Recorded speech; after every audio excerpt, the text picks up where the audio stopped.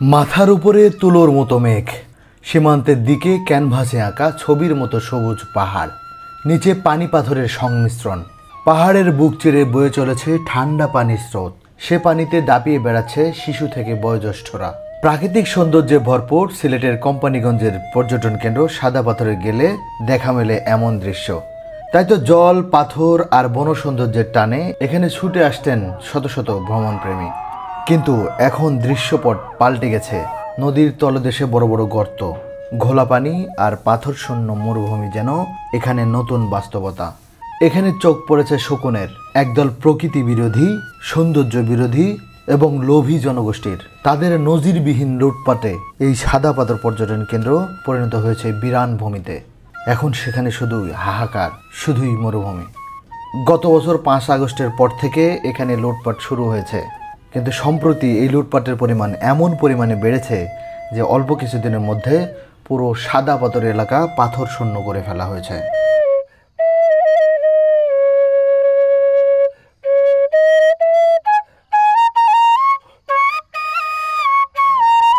আসসালামু আলাইকুম বন্ধুরা, আপনারা দেখছেন আপনাদের প্রিয় চ্যানেল সফরসঙ্গী দেশ বিদেশের দর্শনীয় স্থানের উপর তথ্যবহুল প্রামাণ্যচিত্র নির্মাণ করে।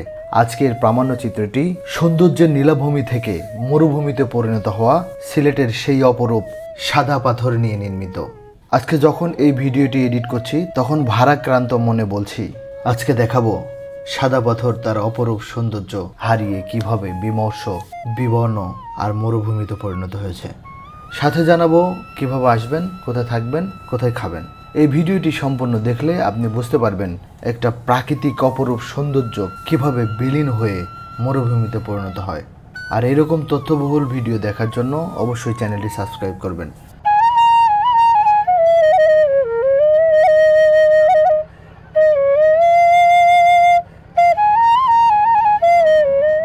চায়ের রাজ্য, বনবন, পাথরে নদী, পাহাড়ের বুক চিরে নেমে আসা ঝর্ণা, বিস্তৃত নীল জলধারা, হাওর সহ আছে দৃষ্টিনন্দন আরও পর্যটন কেন্দ্র।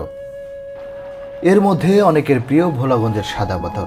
যদিও পুরো সিলেট জুড়েই চোখ ধাঁধানো সবুজের হাতছানি, যেদিকে চোখ যায় সেদিকে ছোট বড় টিলার মতো পাহাড়গুলোকে মুড়িয়ে রাখা চা বাগান, আকাশ, সবুজ ক্ষেত, ছোট বড় নদী, খাল ইত্যাদি। পৃথিবীর সর্বাধিক বৃষ্টিবহুল এলাকা চেরাপুঞ্জির অবস্থান ভারতের পাহাড়ি রাজ্য মেঘালয়। ধলাই নদীর উজানে এ রাজ্যের অবস্থান। খাসিয়া জয়ন্তে পাহাড়ে ঘেরা এ রাজ্যের দৃশ্য বড়ই মনোরম। ভোলাগঞ্জের রোপওয়ে এলাকায় অবস্থান করে পাহাড়ের টিলার মনোরম দৃশ্যবলী অবলোকন করা যায়। বর্ষাকালে চেরাপুঞ্জের বৃষ্টির পানি ধলাই নদীতে পাহাড়ি ঢলে সৃষ্টি করে। গ্রীষ্মকালে অনেকেই ধলাই নদীকে মরা নদী হিসেবে অভিহিত করলেও বর্ষাকালে নদীটি ফুলিয়ে ফেপে বিশাল বড় হয়ে ওঠে। ধলাই নদীর মনোলোভা রূপ সবুজ পাহাড়বন্দি এলাকা জুড়ে অজস্র সাদা পাথর, আকাশের নীল ছায়া রেখে যাওয়া পাথরে জমে থাকা স্ফটিক জলে, দূরের পাহাড়গুলোর উপর মেঘের ছড়াছড়ি, সাথে একটা দুটো ঝর্ণার গড়িয়ে পড়া। নদীর টলমলে হাঁটু পানির তলায় বালুর গালিচা, চিকচিক করা রূপালী বালু আর ছোট বড় সাদা অসংখ্য পাথর মিলে এ যেন এক পাথরের রাজ্য। প্রকৃতির খেয়ালে গড়া নিখুঁত ছবির মতো সুন্দর এই জায়গাটির নাম ভোলাগঞ্জ সাদা পাথর।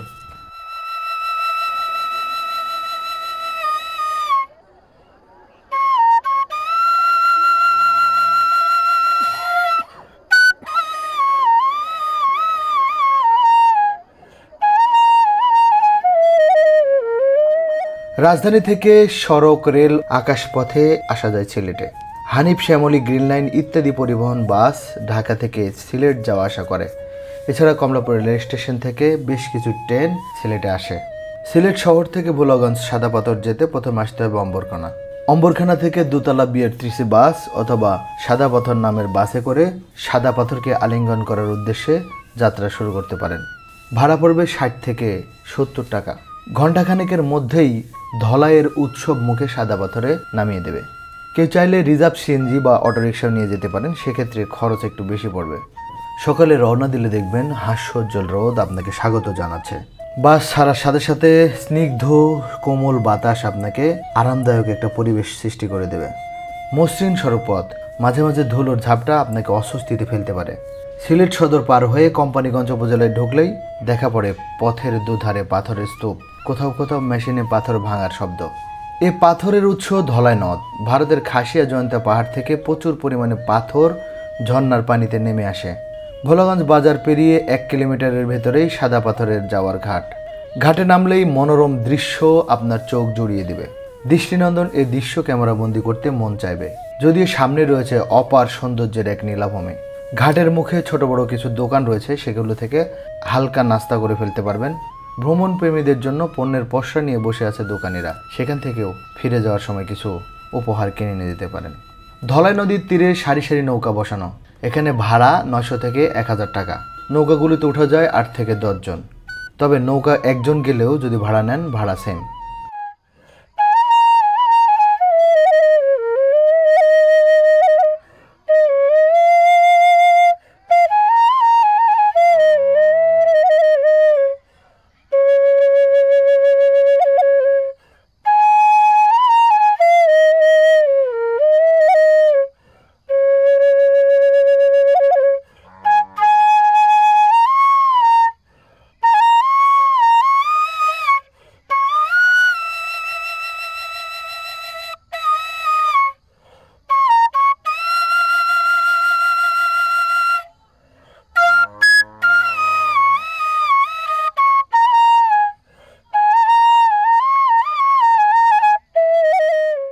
ধলাই নদ ধরে এগিয়ে চলছে আমাদের নৌকা। এই নদীতে শত শত নৌকা যাওয়া আসা করছে। একটু দূরেই দেখা যাচ্ছে মেঘালয়ের সেই পাহাড়গুলো, দেখতে অসম্ভব সুন্দর লাগছে।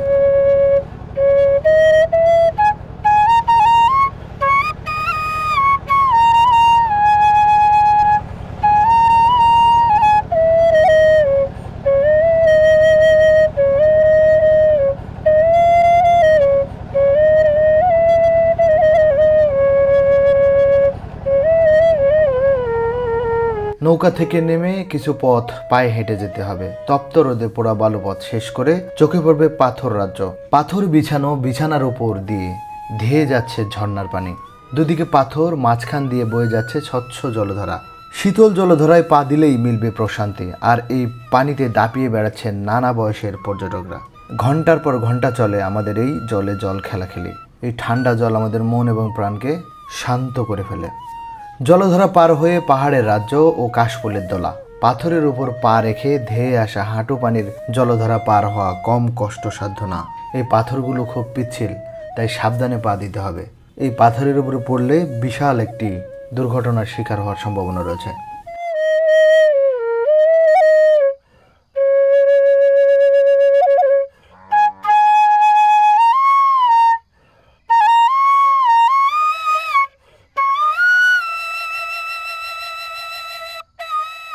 সাদা মেঘের অবর্তিত পাহাড়গুলোর কাছে যাওয়ার অনুমতি নেই, তাই এই পাহাড়গুলোকে পিছনে রেখেই চলে ছবি তোলা, কারণ ওগুলো প্রতিবেশী দেশের আওতাধীন। ওপরে ভারতের মেঘালয় রাজ্যের পাহাড়ি অঞ্চল লুংলংপুঞ্জি এবং শিলংয়ের চেরাপুঞ্জি, তাই দুই দেশের সীমান্ত বাহিনী বিজিবি, বিএসএফের বিশেষ নজরদারি রয়েছে এখানে। যতটুকু সময় জল, পাহাড় আর সাদা পাথরের সান্নিধ্যে ছিলাম, অপরূপ মোহনীয় সৌন্দর্যের প্রেমে পড়ে গিয়েছিলাম। যদিও সন্ধ্যার মধ্যে রিসোর্টে পৌঁছানোর তাড়া থাকায় খুব অল্প সময়ের মধ্যেই বিদায় নিতে হচ্ছে।